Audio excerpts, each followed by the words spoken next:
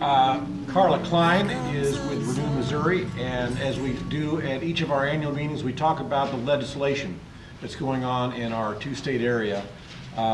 So, Carla, take it away. Right.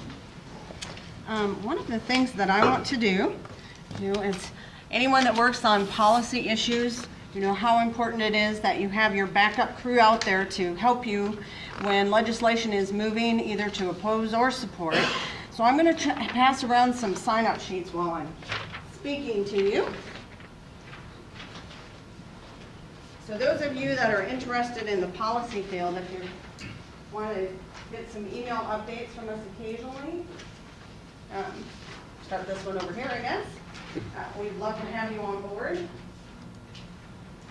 And I was without an ink pen there, so do that.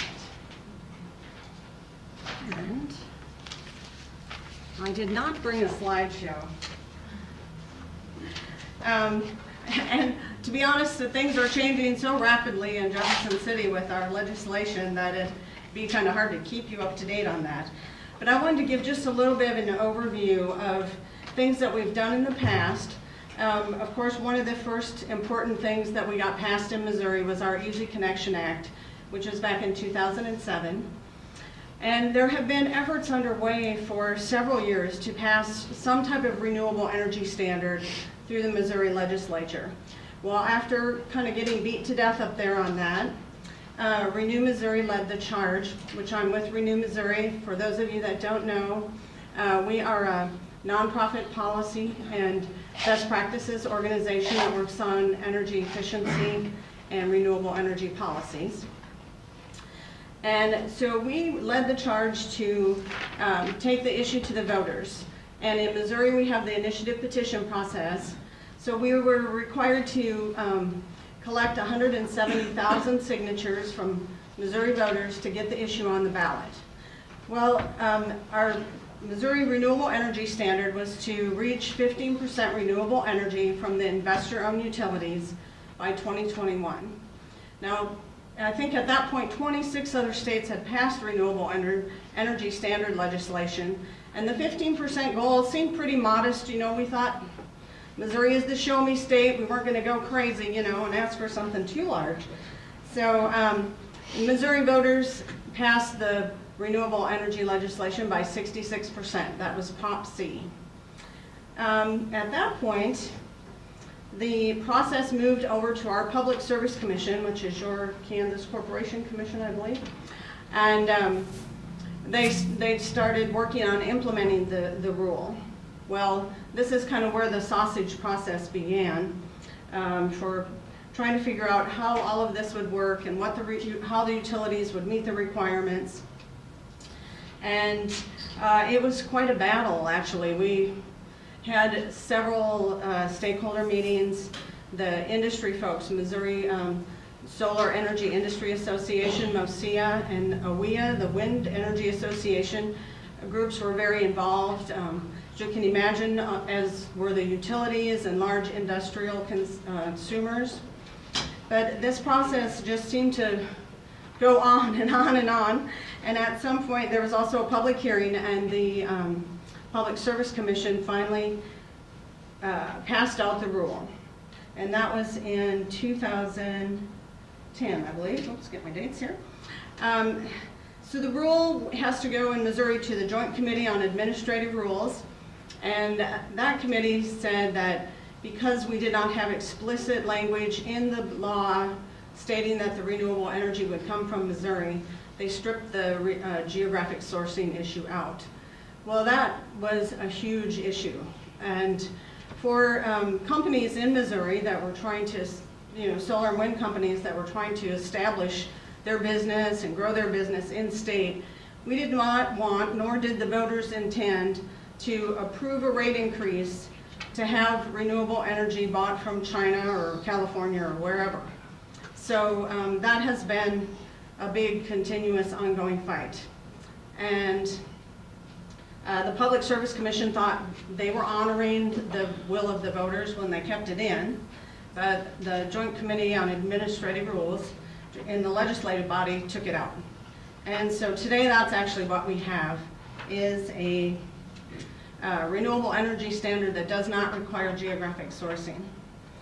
Well, and the JCAR committee also said, take it back to the legislative process and find a fix. So Representative Jason Holtzman from the Kansas City area has really been our champion on this. They formed a special standing committee, and they are trying to, he is trying to bring all of these different factions together and come up with some type of a workable compromise. And the latest version was version 19 of the bill that has not made it out of committee yet. So it's, you know, all I can say is that we are in there fighting for whatever we can get, but it's been a very difficult and long process. We thought we had an agreeable bill that would have come out before spring break, and that's usually kind of the point in the legislative process that your bill will move forward. Now we're hoping for Tuesday, possibly a bill will come out. And I spent a lot of time trying to figure out what this last version meant, but the numbers have, as I say, just continued to change. And we really believe that, you know, our bill is, the way it passed, the language that passed in Proposition C is clear and defensible, but, you know, it takes time to put those things through the court process, so we are still really hoping that there'll be some type of a workable version come out of this legislative session. I can talk to folks more about that, but I did want to just point out a couple other things that we are working on. Is, well, 2 years ago we also passed the PACE enabling legislation, which allows communities to set up their own financing systems to pay for renewable energy. And the way it works is it's called property assessed clean energy. And you can make upgrades to your home, and then the cost for that is put on your taxes at the end of the year. So it's spread over a 20-year period. We've seen a lot of interest in that, and you may have heard of the, you know, trouble with Fannie Mae and Freddie Mac, but it looks like they're about to be dissolved, or the issue is going to be taken care of. And we expect our very first Missouri community to set up their PACE program in 2011. So that's been very encouraging. Sometimes you just, if you can't get it through the legislative process, you have to find other avenues. So you want to always keep those open. And we are also working on additional interconnection standards. We have our Easy Connect Act, but there are still several renewable energy sources, landfill gas, and combined heat and power, those type of things. It's almost impossible to connect in Missouri. So we're working on legislation on that side of the issue as well.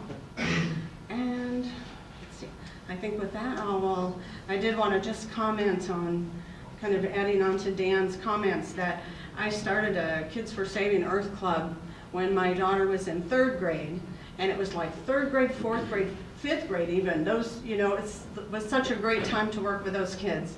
And we talked a lot about renewable energy and about recycling, and I still see kids today that say, Miss Klein, I'm still recycling. So I just wanted to put that plug in there, that educating them at that really early age is so important, and that may be our biggest hope at this point. So look forward to questions later. Thank you.